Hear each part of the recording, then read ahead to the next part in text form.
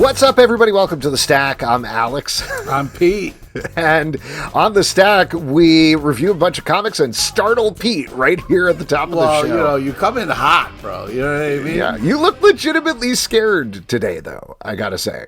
Hey, well, I was. Normally I see you jump back in like a funny way, but this was like, ugh, like somebody walked over your grave. Oh, God, don't say that.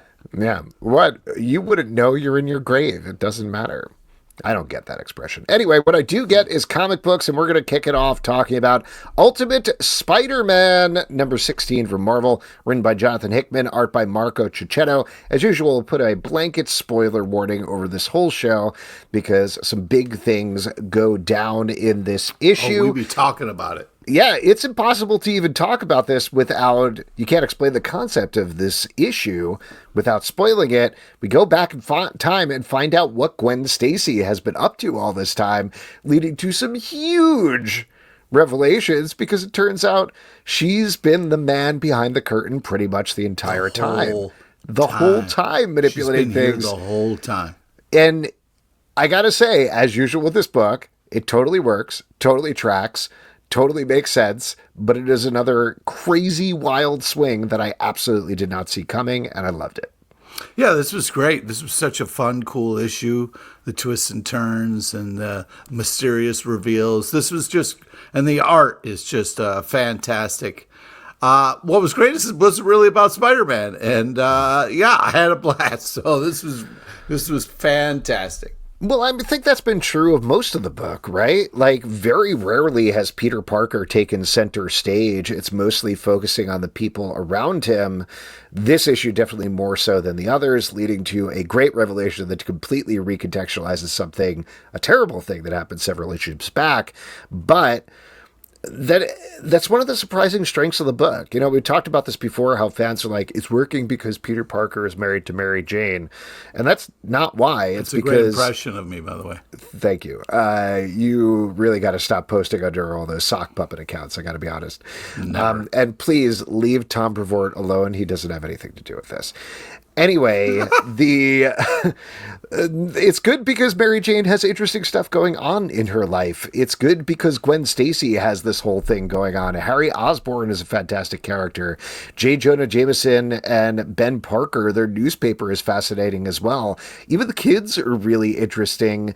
It's the best ensemble cast we've seen in a really, really long time in a Spider-Man book, where usually it revolves around him, but you usually see, because of the soap opera, it'll cut to other people in his life, and we haven't been really getting that too much in the mainstream book. I'm hopeful we'll get more of that with Joe Kelly, but I guess we'll see. We'll see, yeah. Anyway, great book. Next up, The Power Company Recharged, number 1 from DC Comics, written by Bryan Edward Hill, art by Khary Randolph, Alitha Martinez, Norm Rapmund, Ray Anthony Height, and Studio Skye Tiger. This is following up on a couple of issues, including the Black Lightning run, and also I'm totally blanking on the name of the issue, but there was a previous... I think it was the Black History Month special, DC Power. There we go. Where they introduced this idea that Josiah Power wants to bring back the Power Company. And here we're getting that in full force as Batman Jace Fox investigates a mystery alongside them. What'd you think about this, Pete?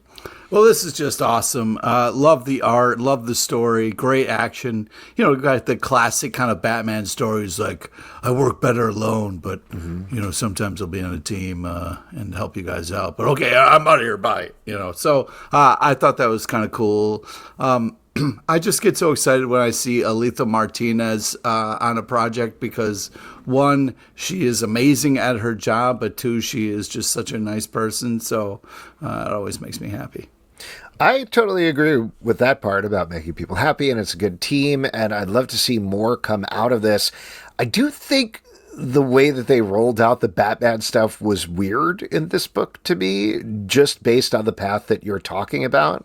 Like, maybe this was a working against expectation things, but you get Batman in a situation where he's like, I don't work with other people, I work alone. And by the end of the book, he's like, and I do work alone and I don't like other people. And it's like, what? Wait, no, hold on. You're supposed to learn that the rest of the team is there as well. And the rest of the team by the end of the book is like, well, I guess we did nothing. We didn't move them at all. Yep. Didn't change his mind. Also, he took care of the whole problem, and thanks. Well, I mean, that's kind of how Batman works. You know, I mean, that's why I don't Lego know, but that's not how Batman is drama so great. works. That's not a dramatic arc. That's not him being like, all right, begrudgingly. Well, it's one issue. How much do you want him to change in one issue? No, he doesn't. A lot more. I want to see him change more than he did. That's all. I don't know, because I like these characters. I think it's a fun mix. Great. Black Lightning and Vixen and Signal and Josiah Power. But like, to Batman's point, Batman calls all of them out and is like, Josiah Power, you're just turning this into a company named after yourself. And he's like, I am, and all I'm going to do is stand here in the background the entire time. It's like, I don't know. I wish, if you're going to do a team book, bringing back the Power Company, make it a team book. That's all. Not how Batman is cooler than anybody else. It's one issue, man. It's one issue, but it's just this special. That's it. There are no more issues currently. Or maybe this issue does so good that there will be more issues. I hope so, but I guess we'll see. If there are further issues, I believe Batman will continue not to learn his lesson. Oh, I don't know, man. You think Batman's going to finally learn his lesson? He's finally going to be like, all right, you're right. You're right, Powered Company. Let's do this. And then that's the last issue. Godzilla vs. America, Godzilla vs. Los Angeles, #1 from IDW, written by Gabriel Hardman, Dave Baker, Jordan Morris, and Jay Gonzo. Art by Gabriel Hardman, Dave Baker, Nicole Goux, and Jay Gonzo. This is the second issue in the Godzilla vs. America series of one-shots, where you get local creators taking on stories of the giant kaiju. This one, on the surface, should seem like it's poorly timed given the LA fires, but laudably, IDW is donating proceeds from this book to BINK, the foundation that supports bookshops and comic book shops that have been impacted by the LA fires. So that's pretty cool. The other part that I throw out there that's really cool about this is, even though it is Godzilla destroying Los Angeles, other than the first story, which deals with it on a very ground level and visceral way, they're all very fun and are very like big ups to Los Angeles stories, so it's very heartening is the right word, but it left me with a good feeling at the end. It's got positive vibes. Yeah. Positive vibes. Exactly. What'd you think, Pete? Which stories did you like it here? This is just awesome. What's great about supporting this book is you're also supporting people who need help right now. So it's a win-win situation. But also, what I love right now is Godzilla has never been in more comic books. We're in a Godzilla boom right now, and it is just awesome. There's never been more Godzilla comics coming out. Godzilla is so popular in comic books right now, and as a Godzilla fan, I am loving it. It's almost can I just say I will agree with you on there have never been more Godzilla comics coming out. I don't know that he has never been more popular, but there are a lot of comics coming out, and there are even more comics coming out as we go. Is there a point, and I know I'm asking the wrong person, when there is too much Godzilla? There might be, but we have not reached it, my friend. We have not reached it. Right now, it's at that beautiful part where it's just, you just can't believe your luck. It's like a Godzilla bath, would you say? Yeah, it's a Godzilla bath. I mean, this is just really, really cool. I loved all the different kind of art and stories. First story, the kind of style was really cool with all these kind of like the different images and kind of textures that they use. So really impressive. And then they kind of like, there was a tonal one that was almost like a newspaper thing that was really cool. So just a lot of great stuff. I'll give a shout out to our buddy Jordan Morris's story set in the not Universal theme park, but close enough, which I thought was a lot of fun, just having Godzilla attack that and having a heroic tour guide on the Universal Studios tour. Yeah, who gets Universal, but gets the job at the end there. That was pretty cool. Very fun story. And I also loved the one, art in that is just that sick. Was great too. I love the one in the LA subway, because that's a thing that like everybody knows is a so maligned part of LA that exists, and people are like, I've taken the subway a couple of times because I come from New York, and I'm like, sure, subway, and every person I've ever talked to is like, what did you do? So having a thing where they're trying to figure out the LA subway to escape Godzilla, I thought was a really fun bit, and the art in that one, like you were saying, was just like so complex and interesting and full of facts about the subway. very fun. But it's also kind of fun because it justifies the fact that regardless of how well it works or good it is or whatever, it saves the day. You know what I mean? They're able to hide out under there. So, There you go. All right, moving on to Lost Fantasy, #1 from Image Comics, written by Curt Pires, art by Luca Casalanguida.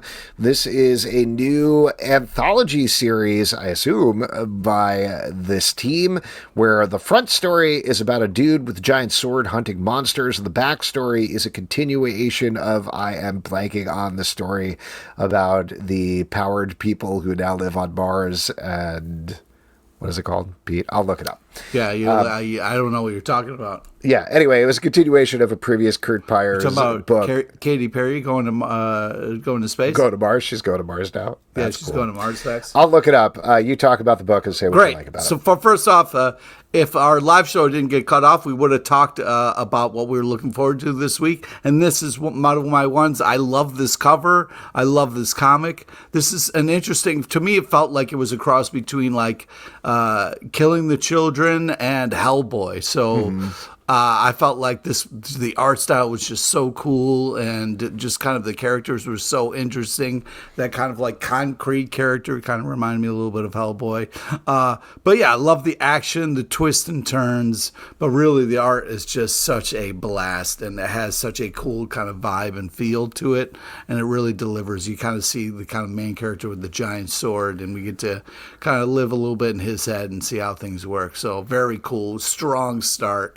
Very excited about kind of getting into this more because this is awesome. Indigo Children is the name of the other comic that is continued in the back. That was a nice surprise to me, particularly after the first story. I also really liked the first story, and I was surprised how straight anime character it went. Like you said, I was sort of expecting something as Killing the Children based on the very cool first couple of pages. It leads very heavy magic, but as it goes, he has that like classic Final Fantasy hair going on. He pulls out the Final Fantasy sword. I was like, all right, let's go. Let's do this. All right. Yeah. And Curt Pires is always like very focused on the pitch. Like he comes up with these clean pitches. Sometimes he can get very heady in an interesting way. Yeah. This is, I think, like as base action as you can go. So it's an interesting mode to see him play in versus the Indigo Children storyline in the back, which is very arch and is very complicated. But great stuff. Great art. Definitely pick this up. Great package. Great package. Thunderbolts Doomstrike, #3 from Marvel, written by Jackson Lanzing and Collin Kelly, art by Tommaso Bianchi. In this issue, per the cover, the new Thunderbolts, run by Bucky, are going up against the original Thunderbolts at the behest of Doom, and things don't go that well. I know Justin has been the big fan of this one on the podcast, but what did you think, Pete? Yeah, I just thought this was a great setup, right? Old Thunderbolts versus new Thunderbolts. Let's go, right? Fun idea. I think this is really well executed here. And then, spoilers, but dinner, the winner gets dinner with Doom. So, I mean, that's just fun all around, So would you take that? Would you take dinner with Doom? I probably wouldn't. You know what I mean? But if it was like, dinner with Doom or dinner with Thanos, I got to go with Doom. But I just think that this was such a fun idea and so well executed. Great art and action. If you could have dinner with 3 Marvel supervillains, who would you choose? Ooh. And by the way, my follow-up question is going to be Nightmare Blunt rotation, so think about that.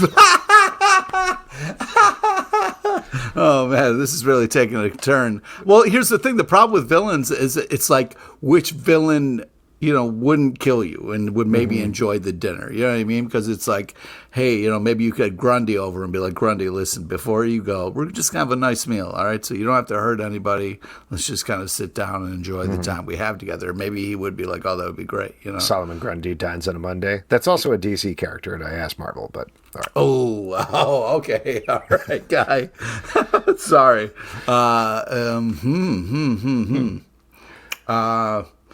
First thought that came to mind was Dr. Octopus, just because I feel like as long as you treaded carefully. Trays around? Yeah, he'd pass trays around for sure. That's my first consideration with a dinner mate.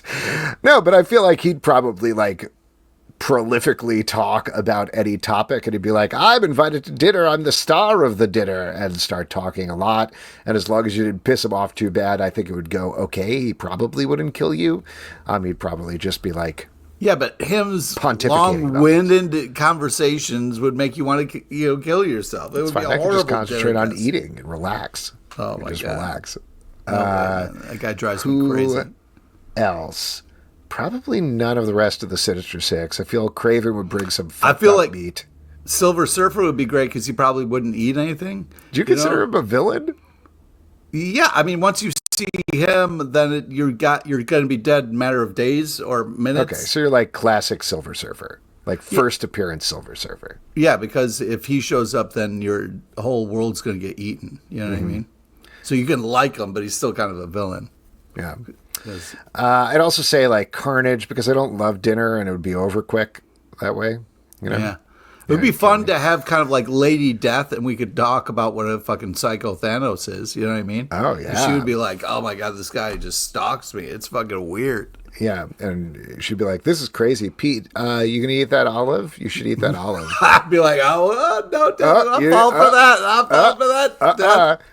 Anyway, just to get back to this book, this series is really good. This is very dark, but this is exactly what I want out of a Thunderbolts book.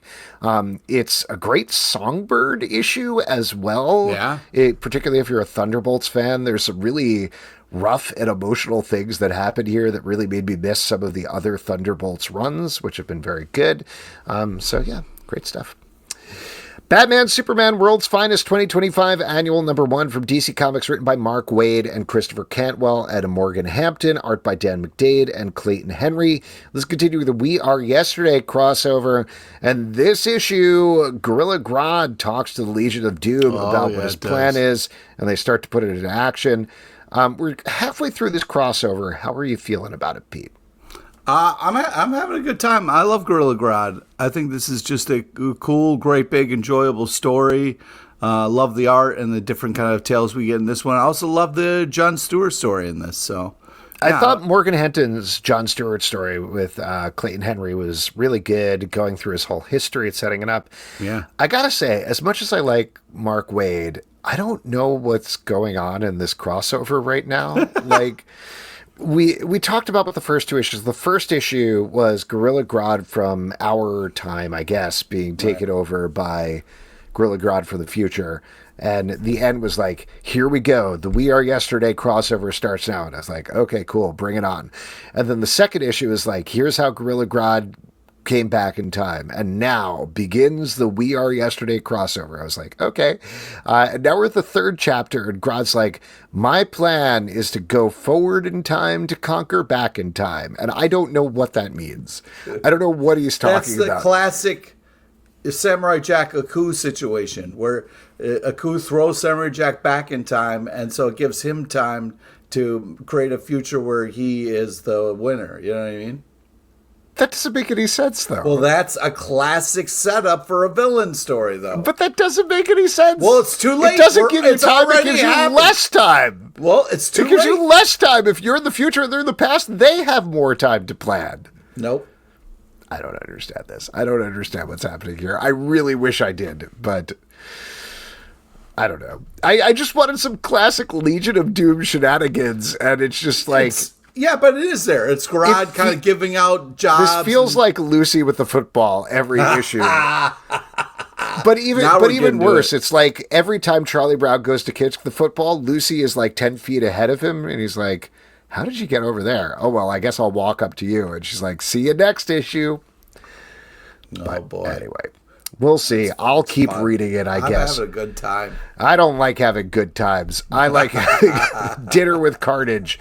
Giant-sized wacky races #1 from Dynamite, written by Ivan Cohen, art by Mariano Benitez Chapo. We had Ivan Cohen on the show a couple of weeks back to talk about this book, so check that out. Pete?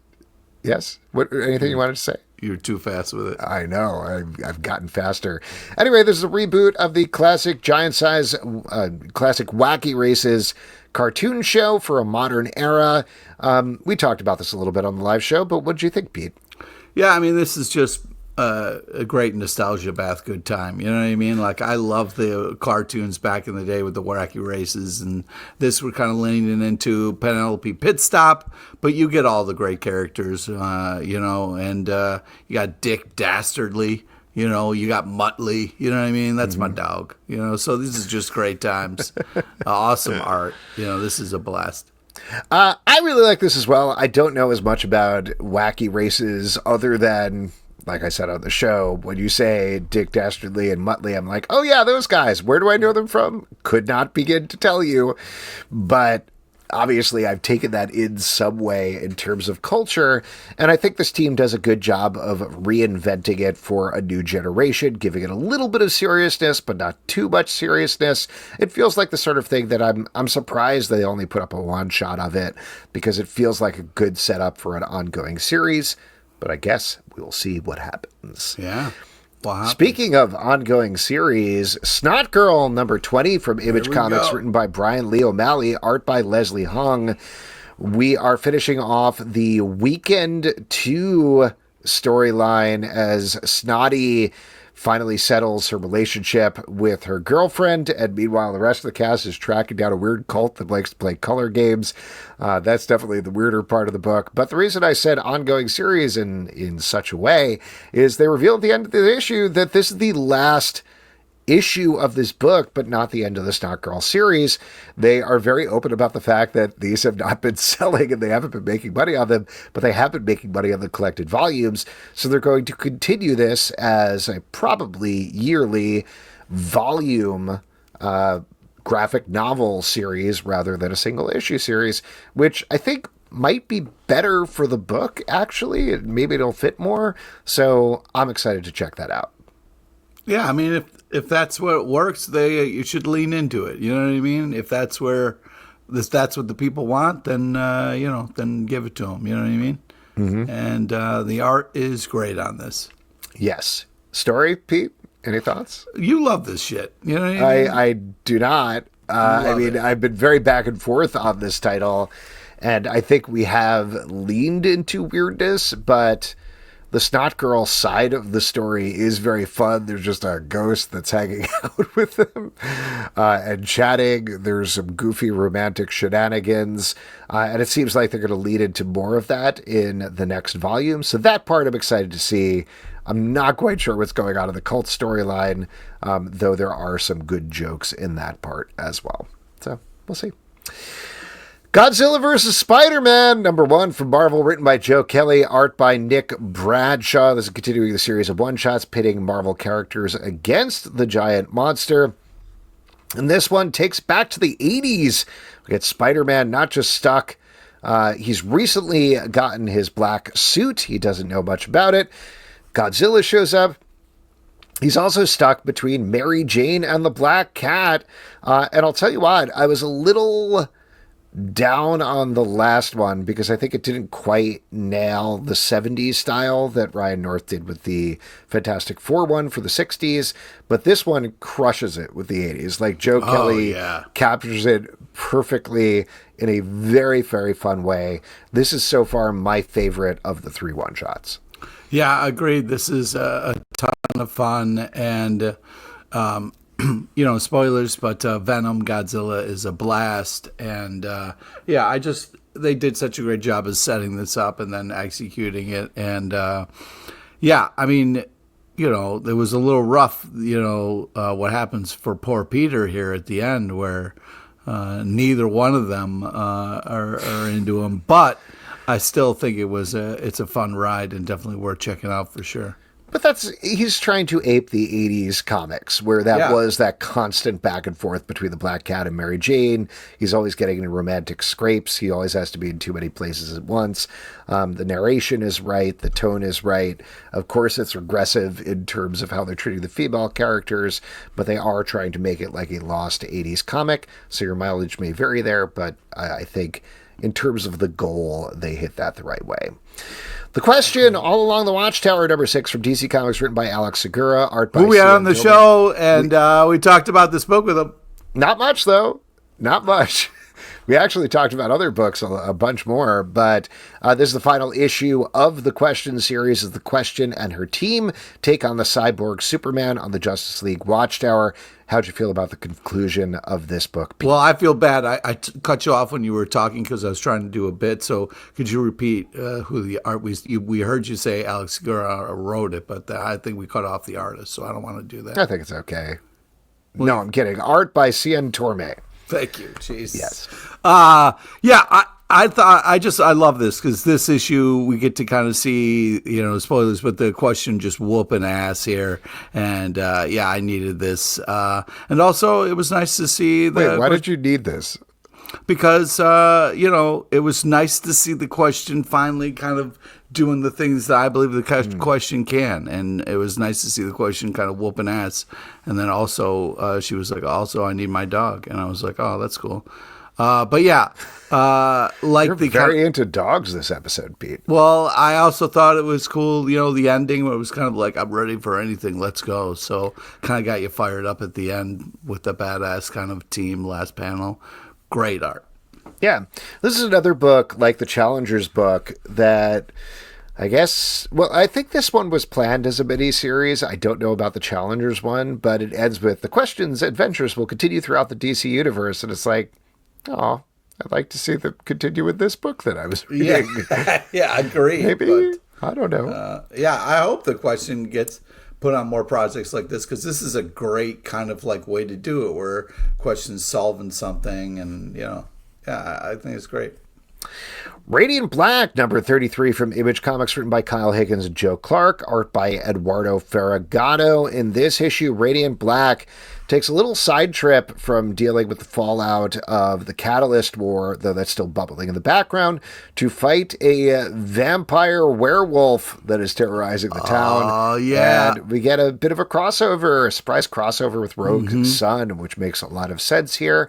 I continue to really enjoy this series. It has a classic superhero tone with the right amount of humor throughout here. There's also some really interesting emotional stuff that goes on with Marshall's secret identity in terms of his mother not liking Radiant Black. And I don't know, I'm always a sucker for that when somebody close to the hero is like, well, I love you, normal person, but I hate that hero. Like how Aunt May was always talking about that terrible Spider-Man. Yeah. It's good. It gives you a lot of dramatic tension. Yeah, I mean, it's hard because we've been saying so many amazing things about Radiant Black over the years, so it's like, man, trying to come up with new things to say about something that continues to be amazing and is really impressive artistically and writing-wise and story and stuff like that. But, man, we got some fun cameos in here and great to see Rogue's Son and all that kind of stuff. Love the action. Continue to love the story. This continues to be fantastic for years. 4 years, 4 more years. Who are the Power Pals? Number 2 from Dark Horse Comics. I know. Written by Dwayne Murray, art by Ahmed Rafat. This is becoming a bit of a theme here, but we had Dwayne Murray on the podcast a couple of weeks back to talk about this book, so listen to that. This is about 2 former child stars who never really made it on a superhero series and years later are hoping to get that fame back by dressing in their own costumes and fighting crime for real. I thought this issue was even better than the first one, and a lot of that is up to the story being a lot of fun, but like we talked about on the show, Ahmed Rafat's layouts in here are wild. There's a whole series of pages that are widescreen lengthwise, so you have to turn the book, and I'm a complete sucker for that. They look really good. It changes up the feel and the format, and I think it works because it makes you concentrate on the book more. It's not just idle flipping. Yeah, you have to think about like, ooh, what's going on here? Yeah. And it locks focuses you in. You got to be present while you're reading it, which is a great idea.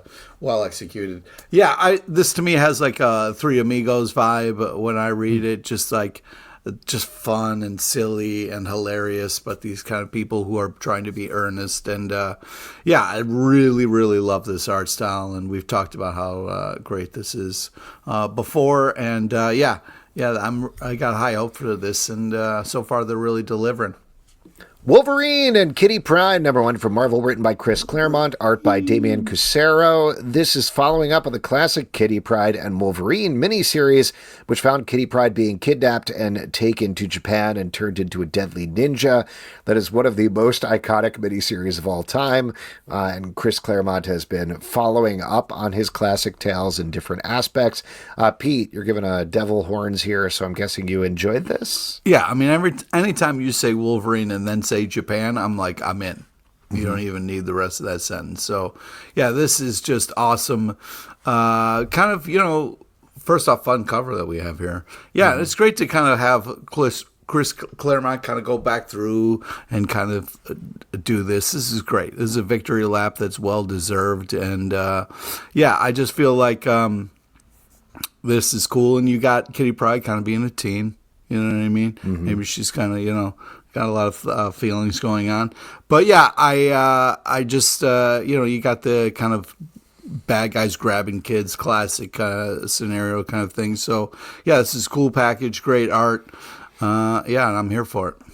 I nothing against the art, but I thought it was all right. I wish with these sort of things we would get something, if you're gonna go for that nostalgia bath, to borrow your term, that was closer to the original.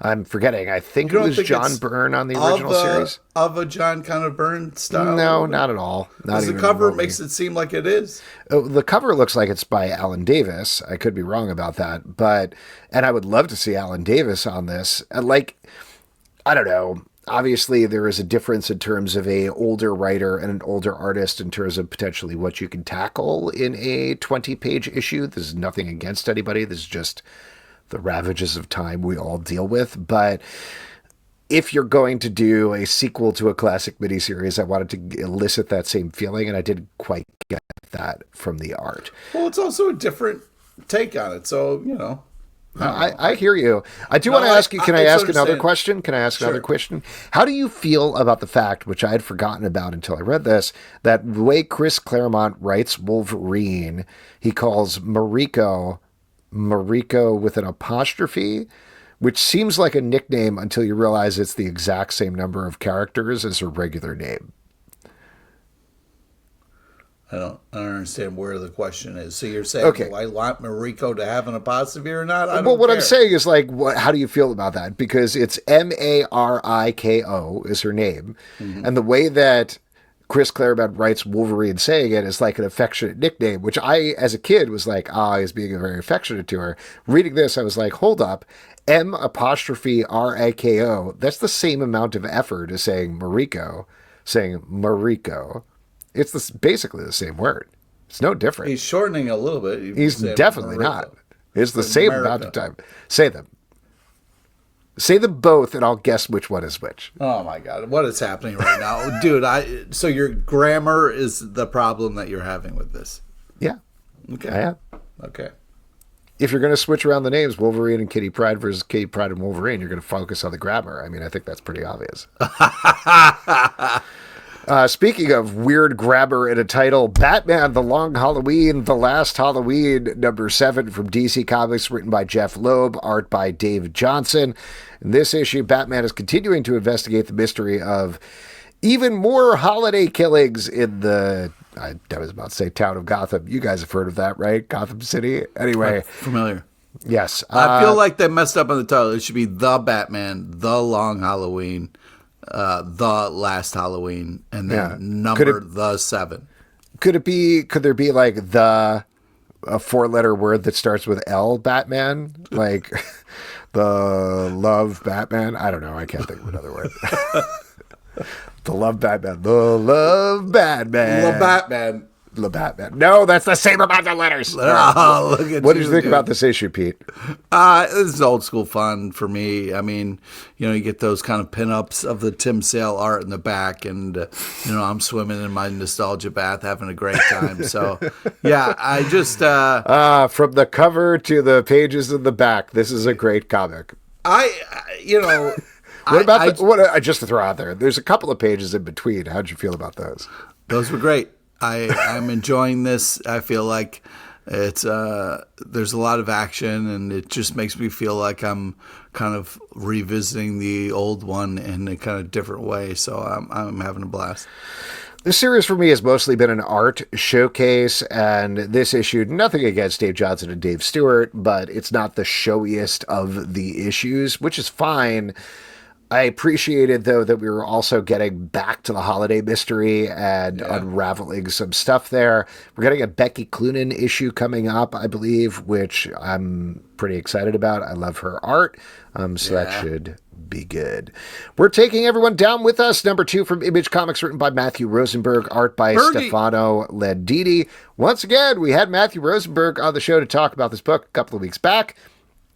Everybody's at Comic Book Live, folks. Everybody. And I should mention, if you want ad-free versions of this podcast and all the rest, patreon.com/Comic Book Club. I keep forgetting to mention that at the beginning of the stack. Anyway, in this issue and in this book, we are following sort of a Bond-style supervillain who has been attacked by the Bond-style hero, and it has left the villain's daughter on the run with a robot with her dad's memories, and we're continuing to deal with the fallout there. I gotta say, true to form for Berge, this title spun out in ways I absolutely was not expecting, but still really enjoyed. Yeah, I mean, the Berge is great for when it comes to this kind of stuff, and I shouldn't say when it comes to stuff. Berge is great. End of sentence. I love the kind of the girl and killer robot against all. You know, this was action packed. There's tons of twists and turns. This is just a blast to read, and the art just does such a great job of heightening everything in the right ways. Just super impressive package here. Yeah.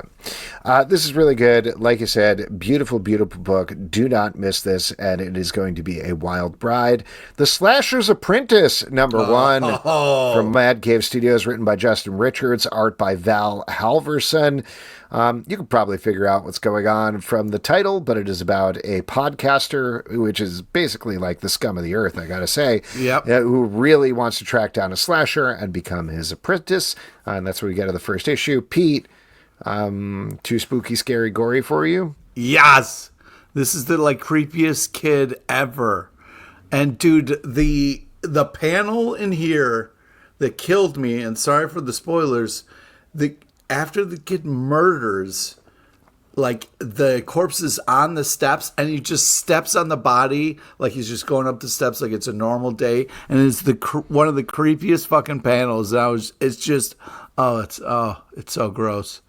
And then it's serial killer worship and all that bullshit, and so worst case scenario. It's the fucking worst case scenario. Worst case scenario.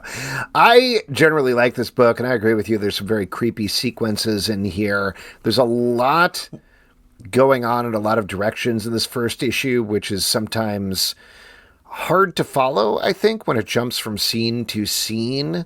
At the same time, there's a sparseness that I appreciated, taking time and stepping back from the words, that does amp up the dread throughout. But I do want to say something without being too rude about it, and I don't know where this title came in the process, but to paraphrase a really good post that Alex DeCampi put up once that I saw, if your book is titled The Slasher's Apprentice and your last page is somebody going up to the slasher and saying, "I want to be your apprentice," no fucking shit.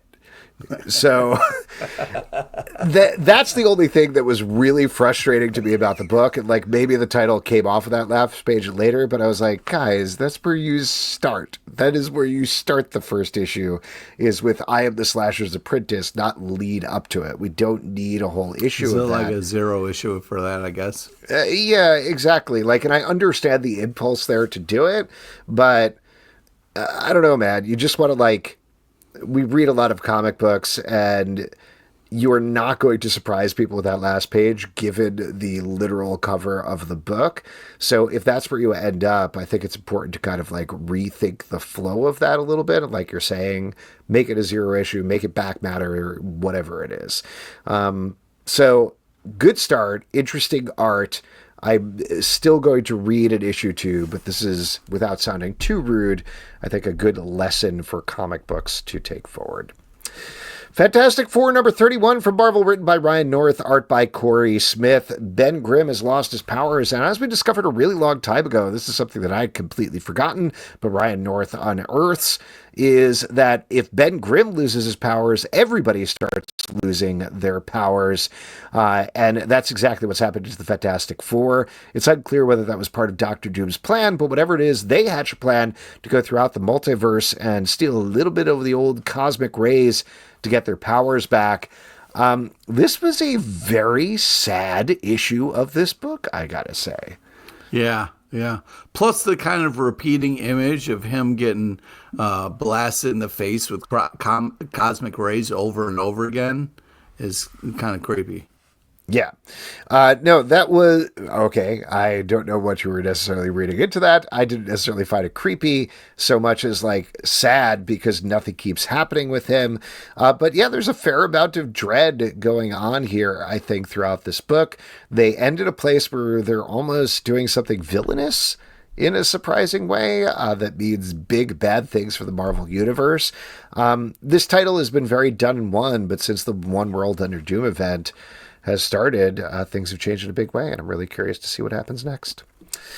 Detective Comics 2025 annual number 1 from DC Comics, written by Al Ewing and Joshua Helfialkov, art by Stefano Raphael, John McCrae, Fico Ossio, and Mike Norton. In this issue, Batman gets a mystery that he is told not to solve. Specifically written in blood is Batman, do not solve this mystery. Of course he has to track it down. Of course he solves it over the course of several chapters. It gets weirder and wilder in the way that only Al Ewing can do. And then there's a really lovely backup story about Batman teaming up with a school kid who idolizes him.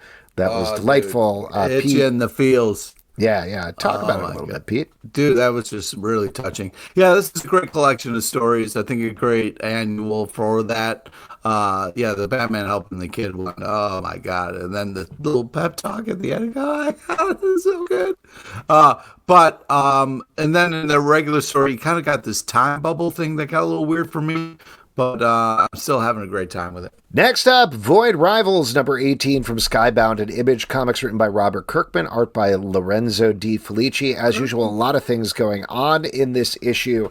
Now that we have the revelation of what's actually going on in this book is out there, why these two void rivals should never touch and never meet, never bring about the unity, even though they both believe that they have to do that now.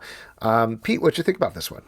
Man, this is just a blast for me. I really kind of I love what's happening here. Love all the Transformers fun, the art, the action, the story. This is a blast and a half, and I cannot wait to read what's going to happen next. I'm just eating this up here, and this just continues to be great. Just like Radiant Black, I'm having fun with Void Rivals.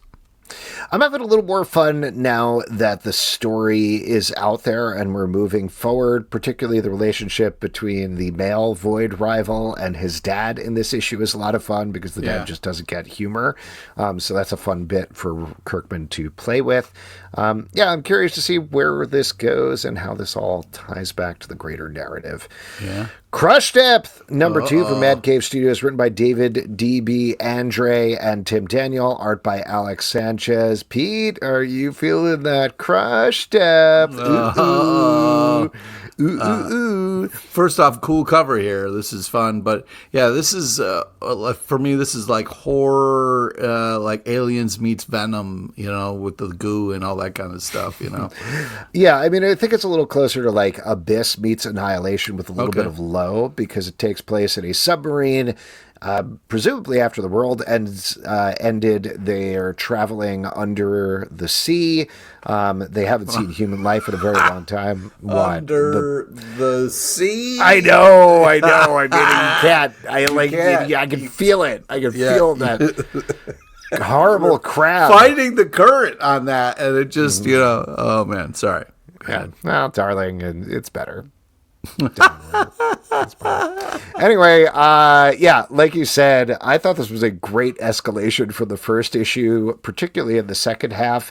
The things that happen to some of the characters are gross and weird. And like, I literally paused halfway through the book to be like, whoa, that escalated quickly to myself.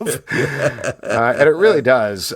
Very, very fun, because we've been following one of the characters crawling throughout the submarine, and we don't exactly know why, but we get a hint of it in this issue. And it grows. Dude, it was so intense. Like, my palms were sweaty. You know what I mean? Mom spaghetti. Like, I was on the edge of my seat. It's intense. Yeah. Did you know that Eminem was actually up for Sebastian the Crab in the original Little Mermaid, but he hadn't done anything yet, and they didn't know he existed, so he didn't get it. It's pretty crazy. Crazy story. NYX number 10 from Marvel, written by Collin Kelly and Jackson Lanzing, art by Francesco Mortarino. This is the final issue of this book as the NYX team all comes together finally to face down Mojo and take back New York. I know this has been Justin's favorite. Not necessarily my favorite back and forth, though I've generally enjoyed these characters.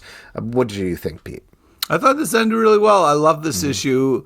Love wins in the end here. Spoilers, but yeah, the vibes and the panels were really cool. Loved the art and the kind of like shading in this book. Some really great kind of fun color choices. The villain Mojo is great. So yeah, I thought this was a blast, and sorry to see it go. I mean, I felt like I was finally kind of getting into it. Mm-hmm. I'm total agreement with you. Like you said, the art is great in this issue. There's a bunch of pages that Francesco Mortarino draws, like their New York style graffiti, which I thought were really cool and very well laid out. And yeah, it's very much a focus on like Miss Marvel in the book, and I think this team has nailed her character nicely. Curious to see what they do in the giant-sized X-Men one-shots that are coming up next, and how they will follow up on that story. Feral number 12 from Image Comics, written by Tony Fleece, art by Trish Forstner and Tone Rodriguez. In this issue, our cats are being protected by a dog. If you can believe it, cats and dogs sleeping together. Mass hysteria. And as you could probably see from the cover, if you are looking at the cover, if you're not, you can't see it, they figure out what might be a safe haven in a former pet store.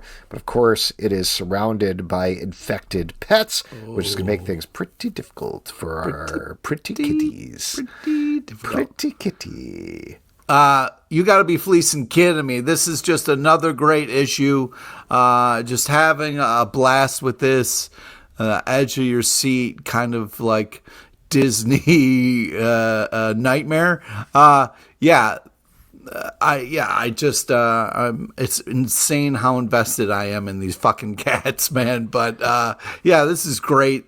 The danger is really high stakes. But yeah, it was nice to see Mr. Moose, I believe. Mr.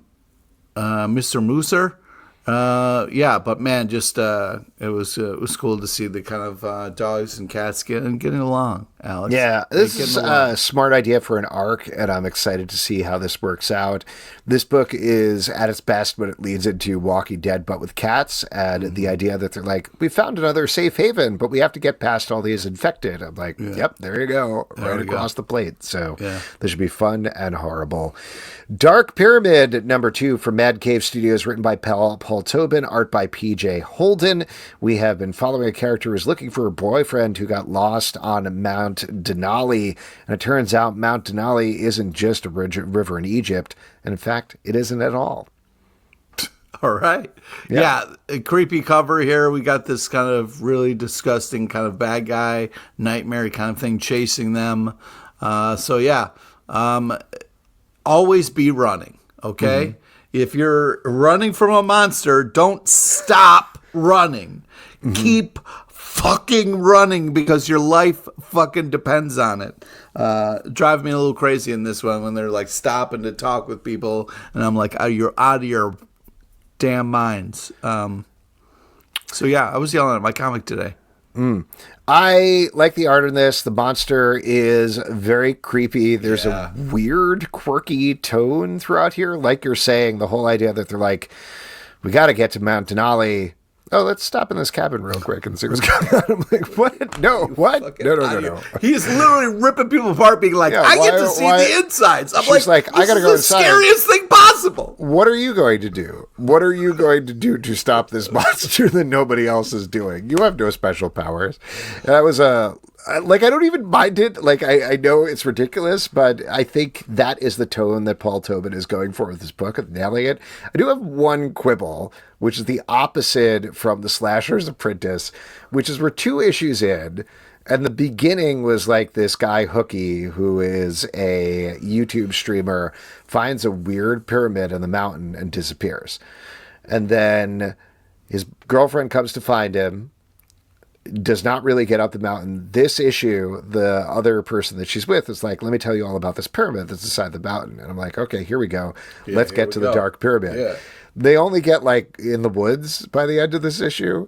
And it's kind of like, when are you going to get to the dark pyramid? The title of this book is Dark Pyramid. We are 2 issues in, and you are not in the Dark Pyramid yet. This is the opposite of the Slashers Apprentice, which just took too long to get to the Slashers Apprentice, but hit it at the end of the first issue. And it's like, surprise. And it's like, it's not a surprise. I'm mostly surprised we are not at the Dark Pyramid yet. Anyway, maybe we're all in the Dark Pyramid. Maybe this is my Dark Pyramid. Yeah, I think it is. Oh, anyway. Man. Looking forward to being frustrated by the next one too, I guess. Red Hulk. You never know. You never know. It could be all Dark Pyramid. That's why you got to keep reading all comics. You never know what Dark Pyramid's going to be in them. Red Hulk, number 3 from Marvel, written by Benjamin Percy, art by Jeff Shaw. Red Hulk and Machine Man and Deathlock have broken out of Doom's prison, but now they need to fight down an army of Doom bots.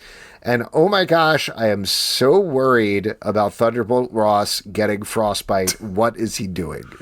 He is just running through the snow in his tiny little ripped pants. He is going to get so cold. He is going to get so cold, but then he'll turn into Hulk and it'll be fine.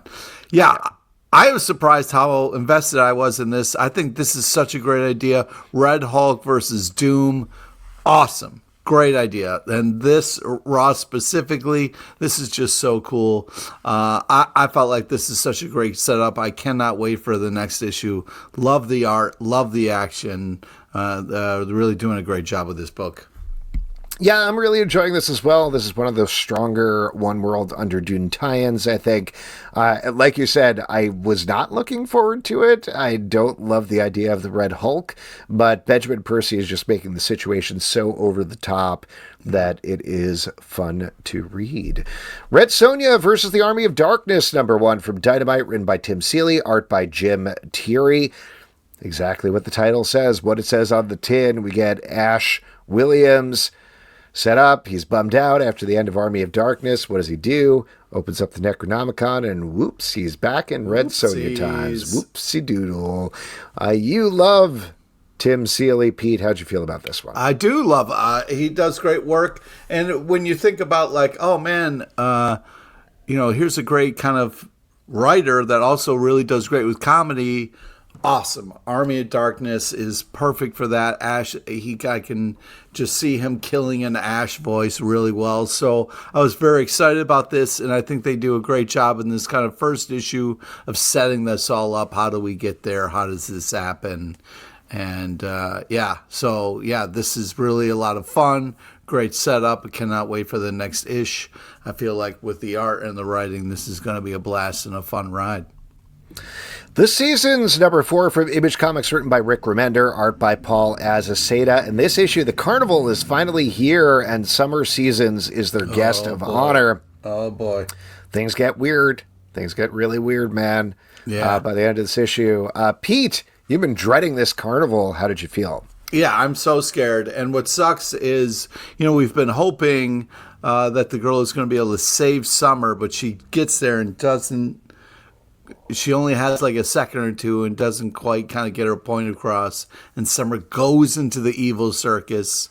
And oh man, it's really not going to end well, I feel like. But man, this is just so beautifully drawn.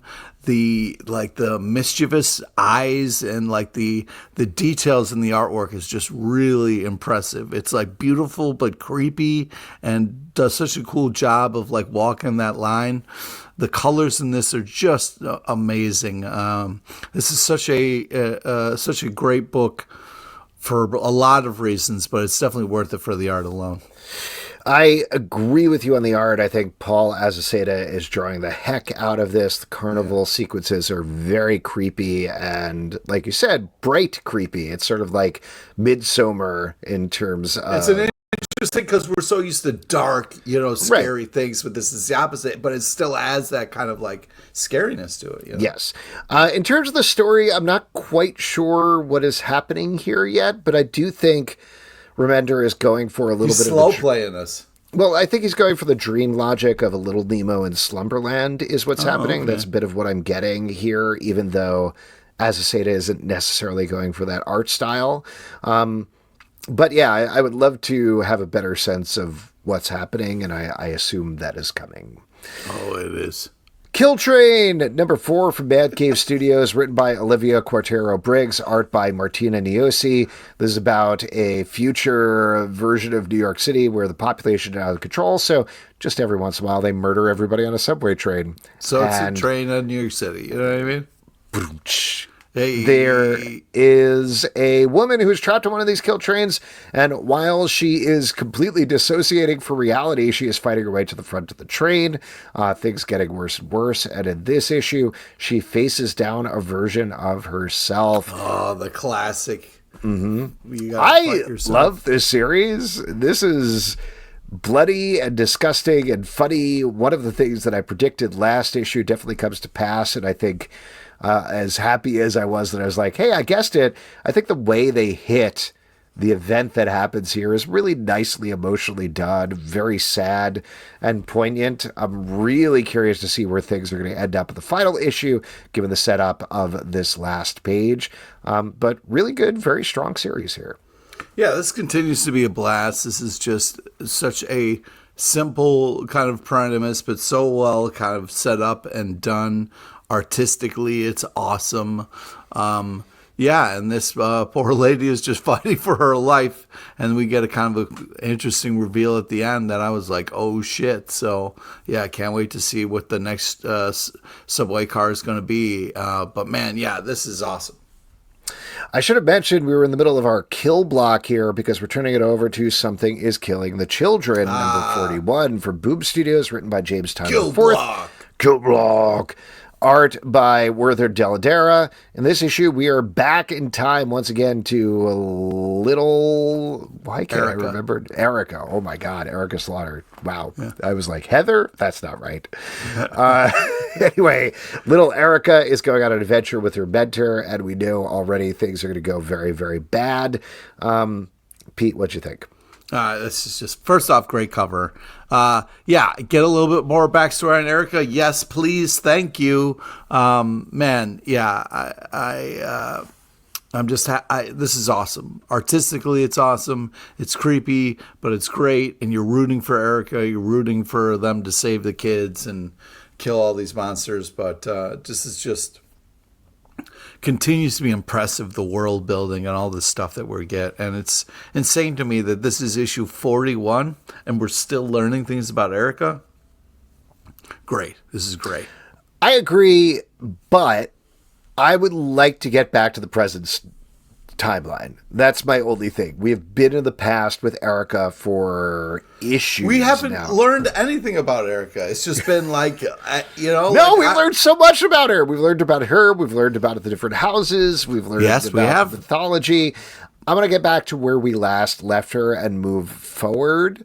Because I like this. I enjoy this. But having back-to-back-to-back flashback stuff makes me feel like, when are we going to move forward? When are we going to move on to the next thing? Because you love it and you want more, and that they got you right where they want you. I am tired of being in Erica Slaughter's nostalgia bath, Pete. No way. I love it. But the kid hug was so touching. Oh, he's got it.